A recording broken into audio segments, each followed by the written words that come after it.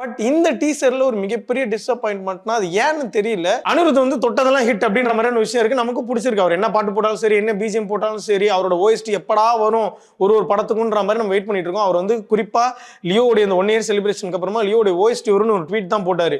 திரும்ப ஃபேன்ஸ் எல்லாம் படுத்தி எடுத்துட்டு இருக்காங்க. எப்படா ரிலீஸ் பண்ணுவீங்க இந்த ஓஎஸ்டியை, ட்வீட்டோட நிப்பாட்டிட்டீங்கன்னு. இந்த மாதிரி அவருடைய பிஜிஎம்கே தனி ஃபேன்ஸ் இருக்கிறப்போ கண்டிப்பா ஒரு ஏகேவோட ஃபேன் வேற நிறைய இடங்கள்ல சொல்லியிருக்காரு. அப்போ கண்டிப்பா அவர் வந்து அது வேதாளமா இருக்கட்டும், விவேகமா இருக்கட்டும், அந்த படங்கள்லாம் வந்து அவர் லாஸ்ட் மினிட்ல ஒர்க் பண்ணதுனால கொஞ்சம் நம்ம எதிர்பார்த்த மாதிரி பிஜிஎம் கொடுக்க முடியலன்ற மாதிரியான ஒரு விஷயங்கள்லாம் அவரே ஒரு சில இடங்களில் பகிர்ந்திருக்காங்க. டீமுமே சொல்லியிருக்காங்க லாஸ்ட் மினிட் ஒர்க் ப்ரெஷர்னு. இருந்தாலும் அந்த தியேட்டர் ஹை அந்த 2 படங்களை கொடுத்திருந்தாரு. பட் இந்த படத்துக்கு கிட்டத்தட்ட இது வந்து ஒரு லாங் ஸ்ட்ரகிளா வந்து கிட்டத்தட்ட ரொம்ப பொறுமையா ஓவர் தி இயர்ஸ் எடுக்கிற படமா இருக்கும்போது அனிருத்தோட பிஜிஎம் அப்படின்ற ஒரு நேம் வரும் இடத்துல வந்து நம்ம பயங்கரமா எதிர்பார்த்தோம். பட் ஏகேவோட பேர் வரப்பையும் சரி, அந்த டீசரோட ஹை போகும்போதும் சரி, இது என்னடா அனிருத் தான் உண்மையா அதோட பிஜிஎம் ஒர்க் பண்ணியிருக்காரா அப்படின்ற ஒரு டவுட்டை நமக்கு கிரியேட் பண்ணிட்டாரு.